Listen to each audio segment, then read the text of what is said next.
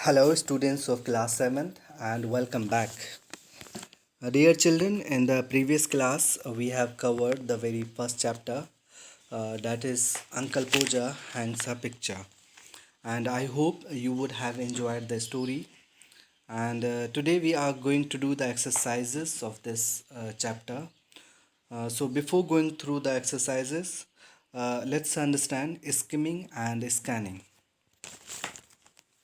Skimming is a reading technique that we do in order to identify the main or general ideas of a text quickly, right?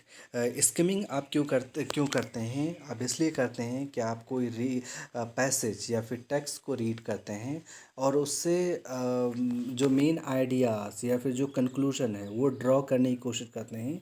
इसको आप क्या बोलेंगे? skimming बोलेंगे, right? Why do we do skimming? We try to get the most important information, and it is not essential to understand each and every word of a text.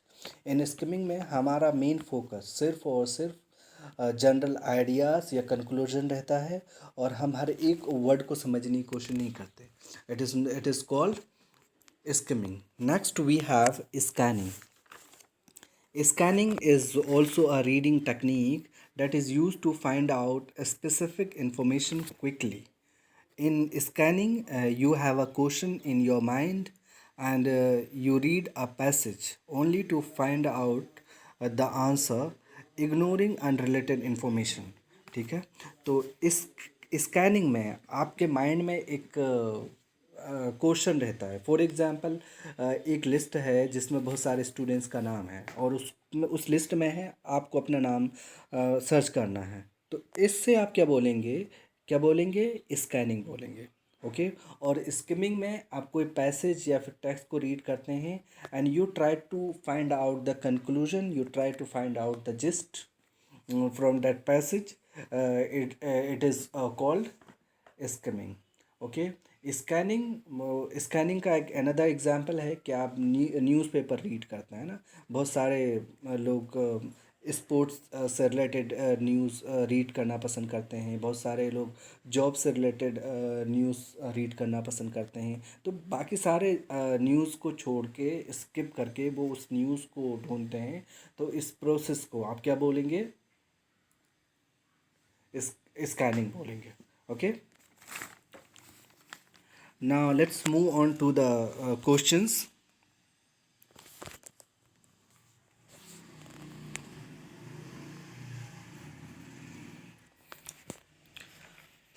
Choose the correct options to answer these questions. Right? What always caused a commotion in the house? घर में हमेशा शोरगुल होने की वजह क्या थी? Commotion means अफरा तफरी. शोरगुल होने की क्या वजह थी? Right. First one is uncle Podger undertaking any job. Uncle Podger ने क्या किया था? उसने कोई काम को पूरा करने की जिम्मेदारी ले रखी थी. या फिर uncle Podger hanging a picture. Uncle Podger क्या कर रहे थे? पिक्चर हैंग कर रहे थे. Uncle Podger help the children helping uncle Podger. बच्चे अंकल पोजर की मदद कर रहे थे. या फिर आंट पोजा हेल्पिंग अंकल पोजा. आंट पोजर जो है वो अंकल पोजर की मदद कर रही थी. तो ये इसमें कोई एक ही आंसर सही है and you have to mark that appropriate answer. Okay. Next one is why couldn't uncle Podger find his coat. Uncle Podger अपना कोट क्यों नहीं ढूंढ सके? क्या वजह थी? Because he was sitting on it. क्योंकि वो उस पर बैठे थे. Next one is because Jim had borrowed it. Jim ने उसे ले रखा था, यानी उसे पहनने के लिए ले रखा था. देखिए, बोरो मीन्स होता है उधार लेना, है ना. आप can I borrow your pen, can I borrow your book, you can use it like this. और लैंड होता है LEND. लैंड मीन्स होता है उधार देना. बोरो मीन्स उधार लेना एंड लैंड मीन्स उधार देना. And you have to note down the new word meanings as well.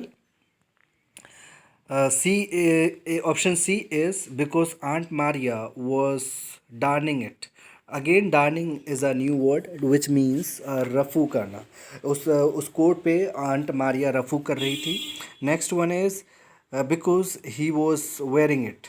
वो इसलिए नहीं मिल रहा था क्योंकि अंकल पूजा खुद पहने थे, क्या ये वजह थी? Okay. Question 3, what kind of person do you think is aunt Maria? Aunt Maria किस तरह के तरीके का इंसान थी? She is kind and loving, वो बहुत ज़्यादा काइंड थी, नर्म दिल थी और लविंग थी। She is quick tempered and abusive, वो क्या थी? क्विक टेम्पर्ड, जल्दी गुस्सा करने वाली थी और गाली गलौज करने वाली थी। Next one is she is patient and quick witted. देखिए, पेशेंट मीन्स होता है शांत, जो कि आपको पता है, एंड क्विक विटेड मीन्स होता है हाजिर जवाब, जो जिसको कुछ भी बोलो वो किसी भी सेंस में हाजिर जवाब, यानी हाजिर जवाब दे देते हैं, उसे क्या बोलते हैं? Quick witted. Next one is she is submissive and shy, वो क्या थी?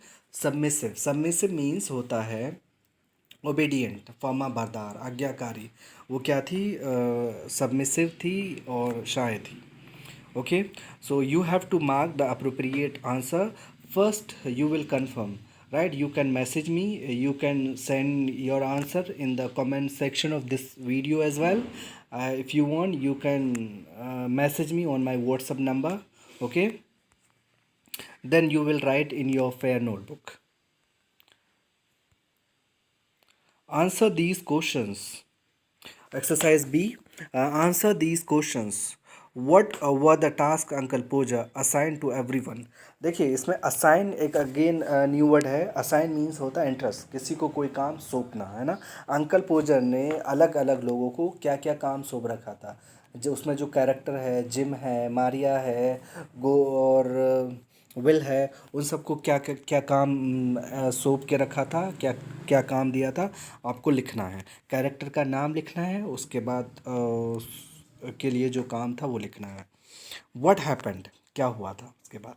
देखिए, uncle Pooja lifted the picture up, जब अंकल पूजा ने पिक्चर को लिफ्ट किया यानी उठाया तो क्या हुआ था, आपको लिखना है।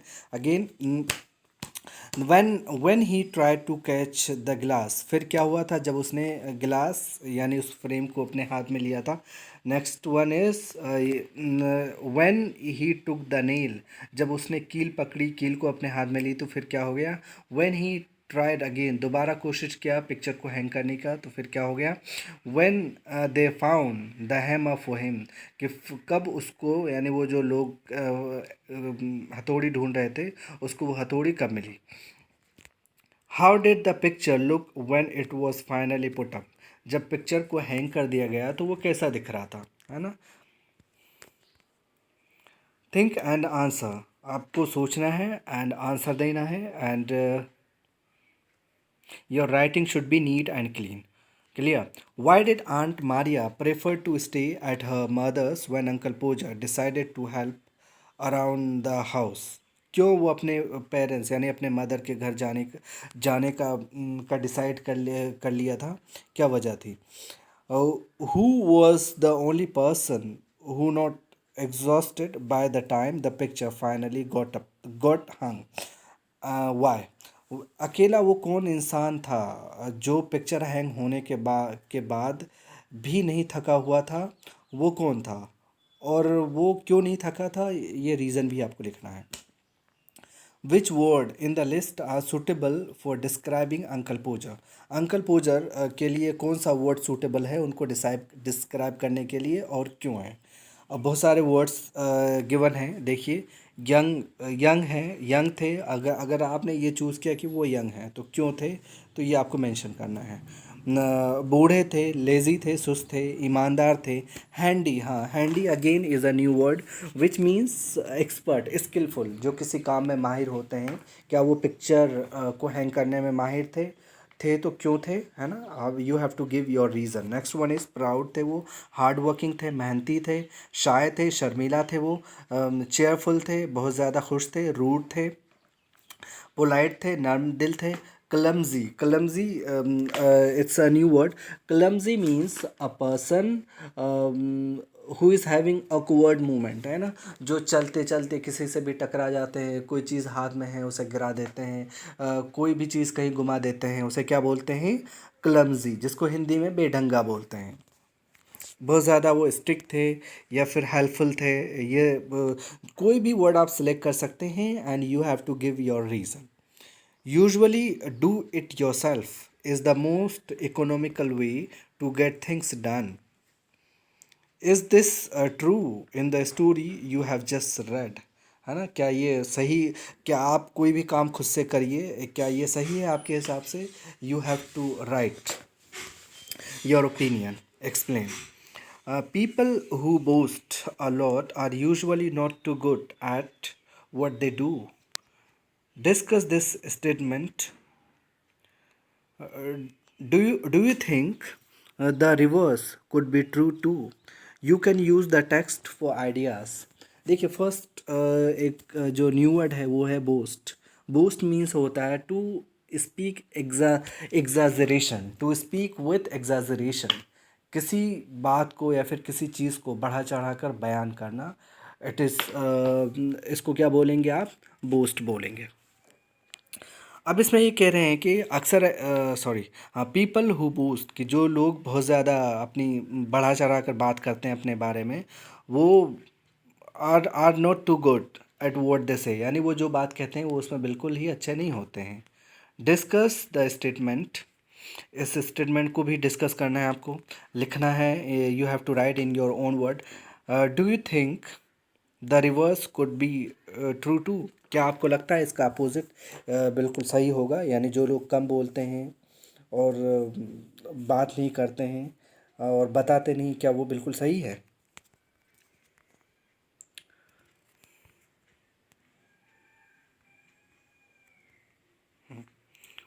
Now turn to page number 6. Read this sentence. You never saw such a commotion up and down a house in all your life as when my uncle Pooja undertook to do a job.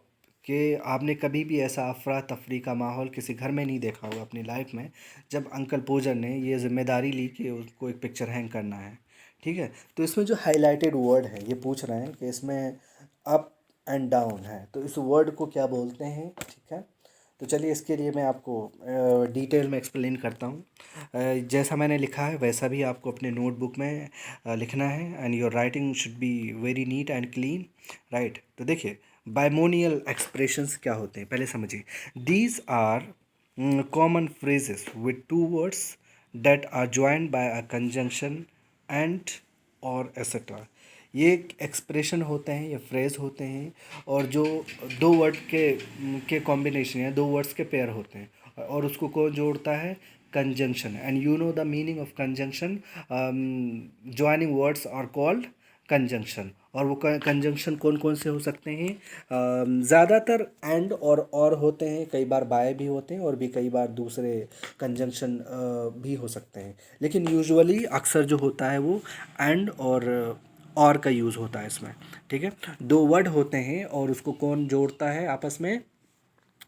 And और जोड़ता है उसमें. Okay, तो for example loud and clear है ना, इसमें loud and clear को किसने कंबाइन किया है, किसने मीनिंगफुल बनाया है?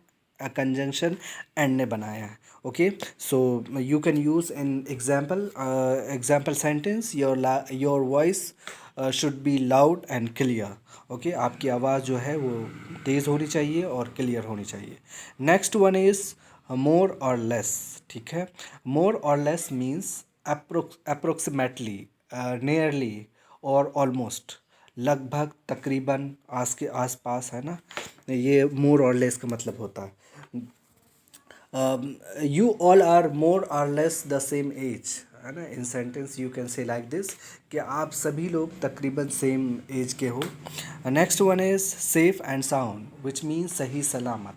आई hope you all will be safe and sound at your home. Clear. तो चलिए अब बाकी अब एक्सरसाइज आपकी बुक में एक्सरसाइज ए को देखते हैं. ये कहना एक्सरसाइज है. और दूसरी बात ये याद रखना है कि ये जो ऑर्डर है ये इसी ऑर्डर में रहेगा. आप ये नहीं कह सकते हैं कि क्लियर एंड लाउड, ये नहीं, it will be wrong. You also can't say less और मोर. ओके, ये ऐसे ही ऑर्डर, जो जैसा ऑर्डर है बिल्कुल ये ऐसा ही रहेगा.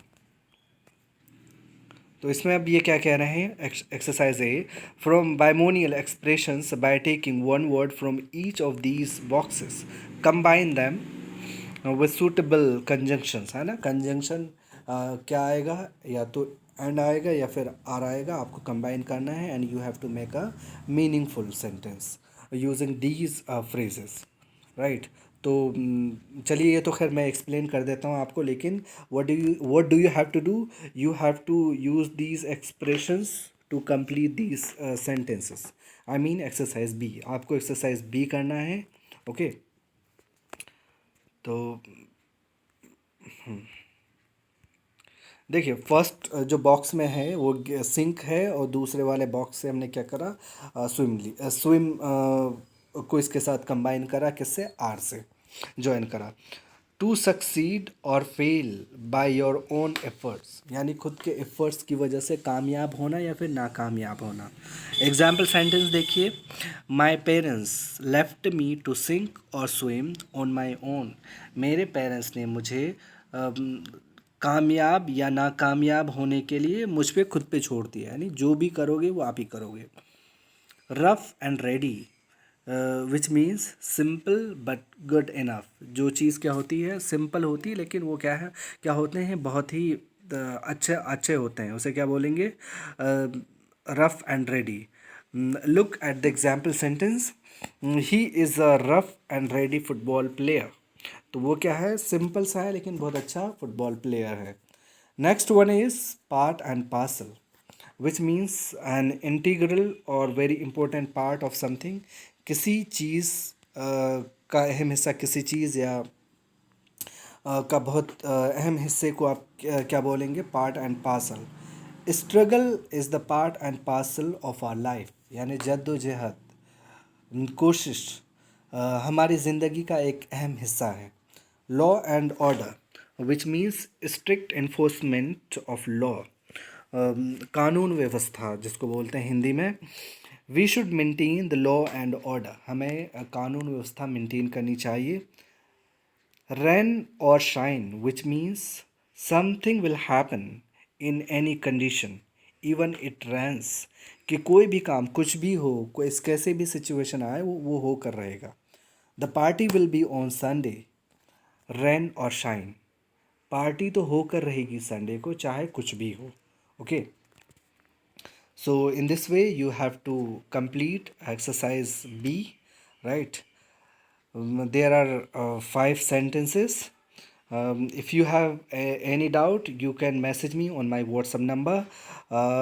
Grammar in use में क्या given है, parts of speech और tenses है, okay? But I'll make a detailed video on parts of speech and tenses.